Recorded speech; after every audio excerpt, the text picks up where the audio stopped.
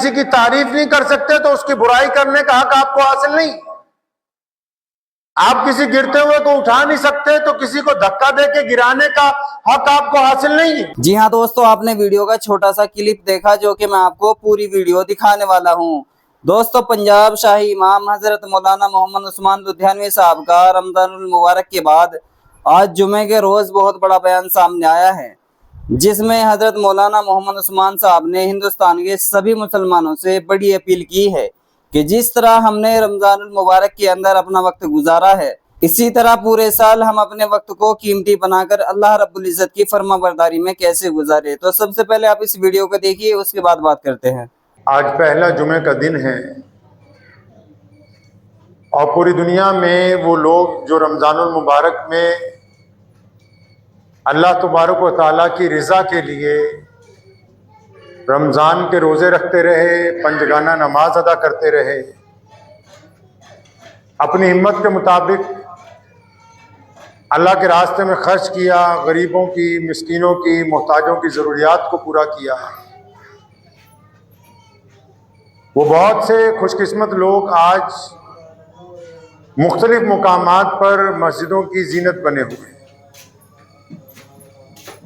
अगर आप मुस्बत निगाहों के साथ मसाजिद की तरफ मुतवज्जो होंगे तो हर साल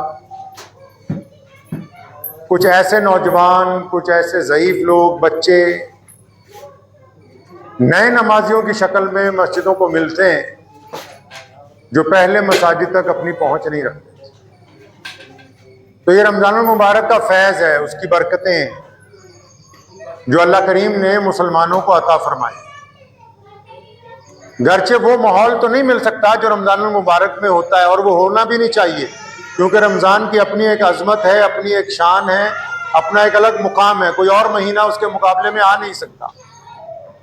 लेकिन रमज़ानुल मुबारक में जो प्रैक्टिस मुसलमानों ने की होती, रमज़ानुल मुबारक में जिस अंदाज से वक्त गुजारा होता है, वो अपने असरात मुरत्तिब करता है लोगों के, और उसका फ़ायदा जो है वो मिल्लत इस्लामिया को नज़र आता है।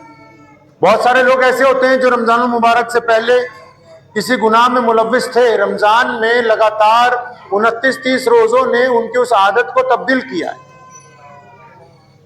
यह कह देना आसान है कि रमज़ान के बाद नमाजी नज़र नहीं आए, लेकिन उन लोगों को देखना बड़ी जुर्रत की बात है जिन्होंने रमज़ान से पहले गुनाहों को छोड़ा, रमज़ान में नेकी को अपनाया, और अब रमज़ान के बाद उस नेकी के ऊपर कारबंद हो गए, टिक गए उसके ऊपर।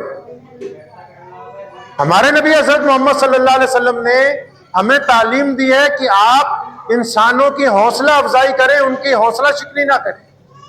शरीयत ने कहा कि अगर आप अच्छी बात कर सकते हैं, किसी को कांधा दे सकते हैं, किसी को खौफ से निकाल सकते हैं, किसी की हिम्मत अफजाई कर सकते हैं, किसी का गम में साथ दे सकते हैं, किसी की तारीफ कर सकते हैं, तो कीजिए। अगर ये नहीं कर सकते तो बुराई करने की जरूरत नहीं है, कीना रखने की जरूरत नहीं है, हसद रखने की जरूरत नहीं है, चिढ़ने की जरूरत नहीं है, लोगों के पास चुगलियां करने की जरूरत नहीं है, क्योंकि हम इंसानों को हौसला देने के लिए आए हैं, उनको तोड़ने के लिए नहीं। शरीयत ने यह जुज रखा है अपने अंदर कि अगर आप किसी की तारीफ नहीं कर सकते तो उसकी बुराई करने का हक आपको हासिल नहीं। आप किसी गिरते हुए को उठा नहीं सकते तो किसी को धक्का देके गिराने का हक आपको हासिल नहीं है। आप किसी रोते हुए को हंसा नहीं सकते तो किसी गमगीन को रुला देने का हक आपको हासिल नहीं। रमजान के बाद हमें रमजान की उन बातों को दोहराना है अपनी जिंदगी में। अब सहरी तो नहीं होगी, अफ्तारी तो नहीं होगी, तरावियां तो नहीं होंगी, लेकिन मिजाज में जो नरमी पैदा हुई है, आंखों में जो शर्मो हया का मादा आया है, हाथों में पैरों में जो नेकी के रास्ते पर चलने की हिम्मत आई है, अच्छाई को फैलाने का, बुराई के मुकाबले में खड़े होने की जो ताकत पैदा हुई है जिस्म में, उन बातों को अपनी जिंदगी में अमली तौर पर संभाल के रखना अगले रमजान तक, क्योंकि हमने अपने रब से वादा किया है रमजान में कि अल्लाह रोजा तेरे लिए, वादा किया है कि हम मोहम्मद रसूलुल्लाह की इत्तबा करेंगे, उनकी वफादारी करेंगे, उनकी पैरवी करेंगे, वादा किया रमजान में। और उसी वादे के दौरान हमने ईद के दिन भी अल्लाह तबारक व तआला से उस वादे को दोहराया है कि हमको नमाज से पहले गरीबों को खैरात देंगे, नमाज पढ़ने से पहले फितरा अदा करेंगे, नमाज पढ़ने पहले मोहताज के गरीब के मुंह में लुकमा डालेंगे। हमने अपने रब से वादा किया है कि हमारी इबादतें ऐसी होंगी जिसमें गरीब का साथ होगा, मजलूम का साथ होगा, जरूरतमंद का साथ होगा। उस वादे को भुलाया नहीं जा सकता। इबादत सिर्फ सजदा करने का नाम थोड़ी है। अगर सिर्फ सजदा करने का नाम होता तो रमजान की जो बाद ईद आती है उसमें फितरा क्यों रखा जाता? अगर इबादतें सिर्फ सजदे से हो जाती तो ज़कात का निजाम क्यों लाते? अगर सिर्फ सजदे से हो जाती तो दूसरे को मुस्कुरा के देखना सवाब न लिखा जाता। अगर सिर्फ सजदे से बात बन जाती मुहम्मदुर रसूलुल्लाह कहिए सल्लल्लाहु अलैहि वसल्लम ईद उल फितर की नमाज अदा करने के लिए अपने घर से निकले, नमाज पढ़ाने के लिए ईदगाह की तरफ जा रहे हैं और जब देखा रास्ते में बहुत सारे बच्चे खेल रहे हैं, एक बच्चा बड़ा उदास खड़ा है। नबी अलैहि सलाम ने उससे पूछा कि बच्चे तुम उदास क्यों हो? तो उस बच्चे ने कहा जी मेरे अब्बा का इंतकाल हो गया है, मेरे वालिद नहीं रहे, उनका इंतकाल हो गया है।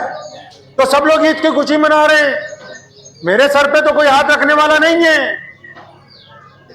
इस बात को भी ज़हन नशीन कर लीजिए कि घर में जो बाप होता है, जब तक बाप जिंदा होता है तब तक ईद की खुशियां होती हैं, ईद मनाई जा सकती है। जिनका बाप मर जाता है वो ईद गुजारते हैं, वो ईद मना नहीं सकते। ईद का दिन गुजारा जा सकता है, मनाया नहीं जा सकता। तो उस बच्चे का भी दिन गुजर रहा था, तब ईद मनाऊं कैसे? मेरा बाप नहीं है, मर गया, शहीद हो गया किसी जंग के अंदर। अब अंदाजा लगाएं अल्लाह के बाद कायनात में कौन है जी सबसे ज्यादा मुकाम किसका है जी? सबसे ज्यादा बड़े कौन हैं? अल्लाह के बाद सिर्फ मोहम्मद रसूलुल्लाह सल्लल्लाहु अलैहि वसल्लम है। और आज भी कायनात में सबसे बड़े इंसान जो पहले भी थे, जो अब भी हैं, जिनका दीन सबसे बड़ा है, जिनके दीन में सबसे ज्यादा लोग सजदा करने वाले, जिनके दीन में हर लबे, हर लहजे के, हर एक जुबान के, हर एक खित्ते के, हर एक रंग के लोग मौजूद हैं, जिनका दीन दुनिया के 208 मुल्कों में अल्लाह अकबर की सदाएं रोजाना बुलंद करता है। वो अगर कोई जात है तो सिर्फ मोहम्मद रसूलुल्लाह सल्लल्लाहु अलैहि वसल्लम की जात है। अंदाजा लगाएं वो जात कितनी बिजी होगी। आजकल तो कोई छोटा मोटा लीडर हो, कोई छोटा मोटा वजीर हो, अफसर हो, उसके पास ही टाइम नहीं होता चलते जाते हुए वो कह देता अच्छा ठीक है मेरे फला आदमी से मिल लो, फला पीए से मिल लो। नबी अलैहि सलाम ने अपनी जिंदगी में वो कितने मसरूफ होंगे, अंदाजा लगाएं इस बात से। 23 साल में इतना बड़ा दीन खड़ा किया कायनात में, सिर्फ 23 साल में। 40 साल की जिंदगी में ऐलान किया अल्लाह की तौहीद का, नबी अलैहि सलाम की रिसालत का ऐलान होता है।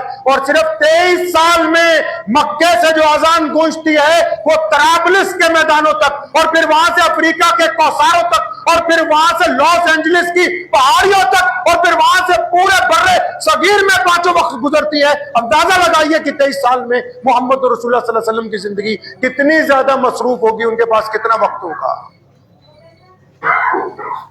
चले जा रहे हैं, बच्चे को उदास देखा, रोते हुए देखा तो रुक गए। नबी अलैहि सलाम आपके झुरमुट में कौन है? नबी अलैहि सलाम के आगे पीछे कौन है? जलीलुल कदर साहबा इकराम रज़ियल्लाहु ताला जमीन की जमात साथ में, जो बाद में चारों खुलफा राशिदीन बने वो साथ में, फुकराए साहबा सैयदना अबू ज़र गफ़ारी रज़ियल्लाहु ताला अन्हु, सैयदना बिलाल रज़ियल्लाहु ताला अन्हु, अबू हुरैरा रज़ियल्लाहु ताला अन्हु, सैयदना अबू उबैदा बिन जर्राह रज़ियल्लाहु ताला अन्हु, नबी अलैहि सलाम के चचा हज़रत अब्बास रज़ियल्लाहु ताला अन्हु, अब्दुल्लाह इब्न ज़ुबैर रज़ियल्लाहु ताला अन्हु, खालिद इब्न वलीद जैसे मुजाहिद आज़म सारे नबी अलैहि सलाम के आगे पीछे चल रहे हैं। तो नबी अलैहि सलाम रुक गए। फरमाया हाँ बच्चे रोता क्यों है? फरमाया या रसूलुल्लाह सल्लल्लाहु अलैहि वसल्लम मेरे वालिद का इंतकाल हो गया, अब वो नहीं है तो मैं ईद कैसे मनाऊं? तो नबी अलैहि सलाम ने उस बच्चे का हाथ पकड़ा, ये नहीं कहा आजकल तो पीरों और मौलवियों को मिलना मुश्किल है, अगर किसी बड़े आदमी के पास चले जाओगे कोई बात नहीं, वक्त नहीं है, फला मेरे पिए को बता देना। वो नबी हैं कायनात के, अल्लाह के बाद नायब हैं। ये नहीं कहा कि अबू बकर इस बच्चे का ध्यान रखो, उमर फारूक रज़ियल्लाहु ताला तो नहीं कहा कि इस बच्चे की तरफ मुतवज्जे हो जाओ, उस्मान ज़ुन्नुरैन रज़ियल्लाहु ताला की ड्यूटी नहीं लगाई, फौरन उस बच्चे का हाथ पकड़ा, वापस चल पड़े। नबी अलैहि सलाम के साहबा भी साथ में, घर पहुंचे, अपने अहले खाना को कहा कि ये बच्चा छोटा सा है, देखो रो रहा है, फौरन इसको तैयार करो। फरमाया हसन हुसैन की वालिदा फातिमा के घर पैगाम भेजो कि हसन हुसैन के कोई जोड़े पड़े हों, कपड़े अच्छे पड़े हों, वो ले आओ, जल्दी से इसको नए कपड़े पहनाए जाएं। कपड़े मंगाए गए, उस बच्चे को नए कपड़े पहनाए गए, कुछ खिलाया गया। अब नबी अलैहिस्सलाम उससे पूछते हैं, ये आपकी तालीम के लिए बताया नबी अलैहिस्सलाम, ये जो कुछ नबी अलैहिस्सलाम ने किया ये इंसानों को समझाने के लिए कि देखो समाज चलता कैसे है, कानून से नहीं, कदर होनी चाहिए रिश्तों की, जिम्मेदारियों की, औहदों की कदर होनी चाहिए कि इस औहदे का क्या मेयार है। नबी अलैहिस्सलाम उस बच्चे को तैयार करने के बाद, कुछ खिलाने के बाद पूछते हैं कि मेरे बच्चे ये बता तो सही कि तुम जब ईदगाह जाते थे नमाज पढ़ने, पिछले साल जब गए थे, तो तुम्हारे अब्बा तुम्हारा हाथ पकड़ के ले गए, उंगली पकड़ के ले गए, गोद में ले गए, किस तरह ले गए? तो उस बच्चे ने कहा, या रसूलुल्लाह सल्लल्लाहु अलैहि वसल्लम, मेरे अब्बू तो मुझे अपने कंधों पे बिठा के ले जाते थे। प्यारे पैगंबर अलैहिस्सलाम बैठे, फरमाया अब तुम मेरे कंधे के ऊपर बैठ जाओ, और फिर उठ के खड़े हुए। अब देखा लोगों ने नबी अलैहिस्सलाम एक बच्चे को कंधे पे बिठाए हुए जा रहे हैं। उम्मत को यह सबक देना था कि यतीम को सिर्फ कपड़े दे देना कमाल की बात नहीं है, यतीम को सिर्फ खाना खिला देना सिर्फ कमाल की बात नहीं है। जब तक उसको इज्जत नहीं दी जाएगी उस वक्त तक उसके साथ सिला रहमी का मेयार मुकम्मल नहीं हो सकता। आप क्या समझते हैं कि सिर्फ चंद लोगों को खाना खिला देंगे तो आप उस मेयार तक पहुंच गए? किसी को ज़कात दे के उस पर एहसान कर रहे हैं आप, किसी को सदका दे के उस पर एहसान कर रहे हैं।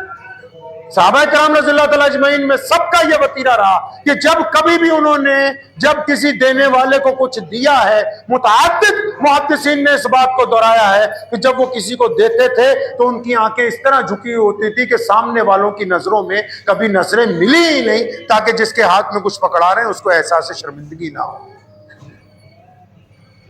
इस्लाम ने कदर कीमतों की बात की। रमजान उन कदर कीमतों का एक मेयार है।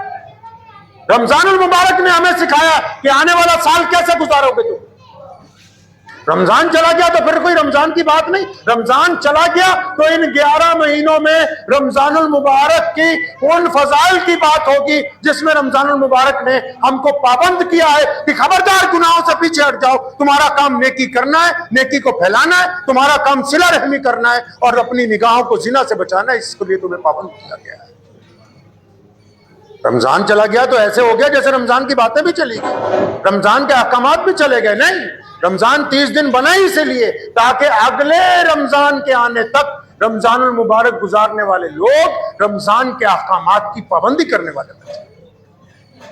नबी अलैहिस्सलाम ने हमें ये तालीम दी है।